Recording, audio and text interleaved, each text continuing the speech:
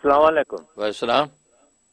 Hussain मनीरी Maryland ਤੋਂ ਬੋਲ ਰਿਹਾ। ਮਾਸ਼ਾਅੱਲਾ ਮਾਸ਼ਾਅੱਲਾ ਹਜ਼ਰਤ ਜੀ, ਤੁਹਾਡੇ ਜਵਾਬ ਆਵੇ ਇਤਨੇ ਅੱਛੇ ਹੁੰਦੇ ਨੇ ਕਿ ਉਹਦੇ ਚ ਖੋ ਕੇ ਆਪਣਾ ਸਵਾਲ ਵੀ ਬੰਦਾ ਭੁੱਲ ਜਾਂਦਾ, ਉਹਦੀ ਡਿਟੇਲ ਹੀ ਭੁੱਲ ਜਾਂਦਾ ਹੈ। ਤੁਹਾਡੇ ਮਾਸ਼ਾਅੱਲਾ ਜ਼ਬਰਦस्त ਔਰ ਹਰ ਚੀਜ਼ ਦੀ ਇੰਨੀ ਡੀਟੇਲ ਹੈ ਕਿ ਬਸ ਕਿਧਰੋਂ ਨਹੀਂ ਮਿਲਦੀ, ਸਿਰਫ ਤੁਹਾਡੇ ਕੋਲ ਹੀ ਮਿਲਦੀ ਹੈ। ਅੱਲਾਹੁ ਅਕਬਰ। ਤੇ ਬਾਕੀ ਤੁਹਾਡੇ ਲਾਸਟ ਵੀਕ ਦੇ ਲੈਕਚਰ ਹੈ, ਹੁਣ ਵੀ ਤੁਸੀਂ ਜੋ ਦੇ ਰਹੇ ਹੋ ਜ਼ਬਰਦस्त डिटेल है, जबरदस्त, दिल बाग बाग हो जाता है। सुभान अल्लाह, ते हजरत जी गल ये कि मेरे हार्ट दी मैं दवाइयां खाना, थोड़ी मेमोरी वीक हो रही है।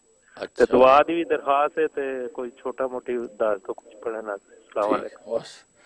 माशाल्लाह माशाल्लाह। मैरीलैंड से जो हुसैन मुनीरी हैं, हमारे मुरीद भी, हमारे आशिक भी हैं। माशा हुसैन मुनीरी बड़ी सोहनी काल की तुसी और बड़ा एप्रीशिएट किया मेरिया गल्लां नूं। माशाल्लाह मेरे गल्लां तुहानूं फायदा पहुंचिया और तुसी कमाल तारीफ़ की। तारीफ़ के काबिल तो रब की ज़ात है और मेरे बुजुर्गों का फैज़ है कि माशाल्लाह अल्लाह तबारक व तआला जो है कलमा खैर कहलवा देंदे ने, और जो लोगों की जिंदगियां दा जरिया बन जाता है। मेरे वास्ते काबिल शुक्र है। अल्लाह ताला तुहाडी मुहब्बत को कबूल करे। गल हुई है कहण वाले नहीं मिलते तो समझण वाले भी घट ही ने दुनिया। मतलब हुसैन मुनीर जैसे बंदे समझने वाले मौजूद ने।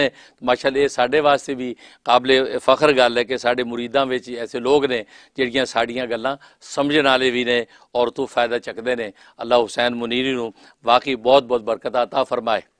और बाकी जो है तू आख्या कि दिल जो दी वजह ना जो है वो मेमोरी घट हो रही है, उनका तरीका ये है कि सूरत तकासुर अलहाकुम तकासुर, सूरत तकासुर 7 बारी पढ़ना है। ए मत्थे नूं ऐं फड़ के, ए पुड़पुड़ियां नूं फड़ के ना 7 बारी तिलावत करो और करके हत्था दम करके सिर ते और चेहरे ते फूंकले से बदन ते दम कर लो। 41 दिन पाबंदी नाल करना है। अव्वल आखिर एक बारी दुरूद इब्राहिमी पढ़ लो और वे 7 बारी सूरत तकासुर ये पढ़ना है। इंशाअल्लाह 41 दिन बाद तुहाडी मेमोरी फर्स्ट क्लास हो जाएगी। फिर मैं दसो की हालात ने, मैं भी दिल नाल दुआ करना।